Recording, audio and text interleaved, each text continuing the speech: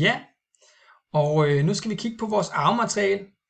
Og det er sådan set sådan, at hvis jeg var i stand til at zoome langt nok ind på mine celler, så ville jeg kunne måske finde en cellekerne, og inde i cellekernen, der vil jeg så kunne se, at mit arvemateriale består af DNA. Og det er altså ikke unikt for mig, det gælder også for dig. Og har du nogen husdyr rende rundt om benene på dig, så hvis du kunne zoome ind på den celler, så vil du også kunne se, at deres arvemateriale også var udgjort af DNA. Og det er heller ikke noget, der er unikt for os dyr. Gik vi en tur ud i haven og kiggede på æbletræet, og zoomede ind på deres celler og cellekerner, så vil vi også kunne se, at deres arvemateriale var udgjort af DNA.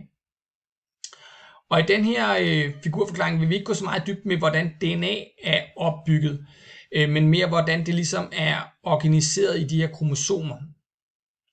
Man kan måske kort sige, at DNA gør det, at det indeholder gener, og at de her gener, de koder for forskellige proteiner, som har alle mulige vigtige funktioner. Men i og med, at vi har ret meget DNA at holde styr på, vi har faktisk det, der svarer til 3 milliarder af sådan nogle baser her i hver cellekerne, så vikler vi det rundt om sådan nogle proteiner her, vi kan se på figuren hernede, og dem kalder vi histoner. Og vi kan se her, at vi ligesom er zoomet meget ind på DNA'et her, så zoomer vi mere og mere ud, og så kan vi se, hvordan at DNA'et ligesom er viklet rundt om de her histoner. Vi kan se, at det er ligesom gjort i sådan nogle grupper af gangen, og det er sådan, at der er ligesom 8 histoner, der ligesom sætter sig sammen, og så vikler DNA'et som rundt om den klump af histoner, og så kommer der så en ny klump af histoner, og det kalder man et nukleosom. Og vi kan se, at hvis vi zoomer mere og mere ud, så har vi en masse af de her strukturer, og zoomer vi mere og mere ud, så kan vi til sidst, at så har vi altså et kromosom.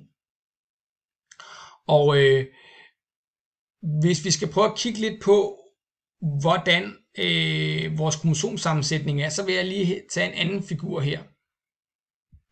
Ja, og her der ser vi så på kromosomsammensætning for et menneske, og det kalder vi med et fagudtryk, at vi kigger på karyotypen.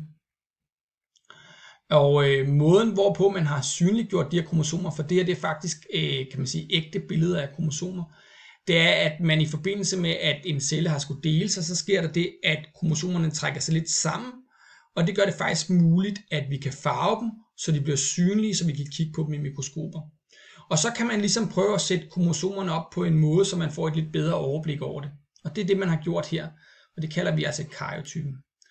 Og det vi ser her, hvis vi kigger her, det er et kromosom. Og hvis jeg talte det videre, så kunne jeg sige altså 1 kromosom, 2 kromosom, 3 kromosom osv. Så vil jeg komme frem til, at et menneske har 46 kromosomer. Men vi kan se, at tallene her går ikke til 46, de går kun til 23, eller faktisk kun til 22, og så har vi også 2 kromosomer her. Og det er fordi, at vores kromosomer er organiseret i nogle par. Her der ser vi kromosompar 1. Og vi kan se, at ud fra den her farvning, at de her kromosomer, de minder meget om hinanden. Vi kan se, at de her mønstre, der er i kromosomerne, ser meget ens ud. Og vi kan også se, at de har nogenlunde samme størrelse. Og det skyldes, at det også er 2 forskellige versioner af det samme kromosom. Og det skyldes, at vi får et kromosom 1 fra vores mor, og vi får et kromosom 1 fra vores far. Og det gør også mennesker til det, vi kalder diploide organismer. Vi har simpelthen 2 versioner af vores kromosomer. Og det gør selvfølgelig også, at vi har 2 versioner af de gener, der sidder på de forskellige kromosomer. Så sad der for eksempel et gen her et sted, der kodede for øjenfarve, jamen så havde vi også et gen på det modsatte kromosom, som kodede for øjenfarve. Og så kan der så være nogle forskellige faktorer, der er afgørende for, hvad der ligesom kommer til udtryk. Vi kan se her, at kromosomerne er rangeret efter størrelse. Det er sådan, at kromosompar 1 her er det største, og så bliver kromosomparerne mindre og mindre. Det sidste kromosompar herovre, hvor der står XY, det er det, vi kalder kønskromosomerne. Og det er fordi, at i biologi, der skelner vi mellem 2 biologiske køn. Og det er altså ikke det samme som kønsidentitet eller noget, men det er sådan i biologi, der er nogle fysiologiske forskelle på det, vi kalder drenge og piger. Og det skyldes altså, at der også er nogle genetiske forskelle. Og det er sådan, at hos kvinder, der har de kønskromosomerne XX, og hos mænd, der har de kønskromosomerne XY, altså det, som vi ser på den her figur. Og det gør så, at mænd, de har altså det her Y-kromosom, som kvinder ikke har, og på det Y-kromosom sidder der nogle gener, der gør, at den her person har udviklet nogle fysiologiske træk, identiske med mænd. Og det her, det er som sagt kromosomsammensætningen hos en person, når vi kigger ind i en celle. Og det er jo sådan, at vi er opbygget af en masse celler, og de celler skal hele tiden dele sig. Og det gør så også, at når en celle skal dele sig, så skal den så også kopiere dens arvemateriale. Og jeg har lige valgt at tage en anden figur med, der lidt bedre kan vise det. I virkeligheden består de allerede her af sådan nogle dobbeltkromosomer, men det kan være lidt svært at se, så jeg tager lige en anden figur med.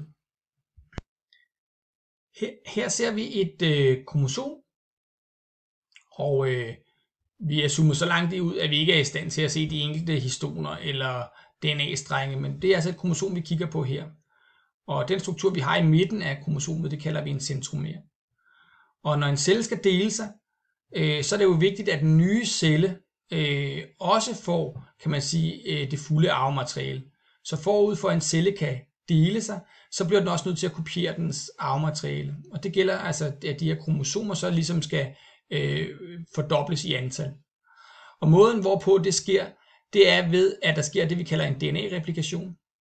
Og så laver den simpelthen en kopi af den her, af det her kromosom. Og i en periode efter, der er lavet en kopi, så sidder de stadig sammen. Og det er det, vi kan se på den figur herovre. Der sidder sådan set to kromosomer sammen her. Og så længe de stadig sidder sammen, så kalder vi det sådan set stadig et kromosom, men nu består kromosomet af to kromatider. Man siger, at de her to kromatider her, de er søsterkromatider. Og det er altså fordi, de sidder på det samme kromosom.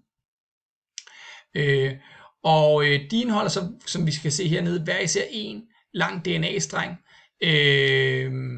Og når cellen så skal deles, så skal de her to kromatider så adskilles fra hinanden og placeres i hver af deres nye celler. Så det var lidt om kromosomer og arvemateriale.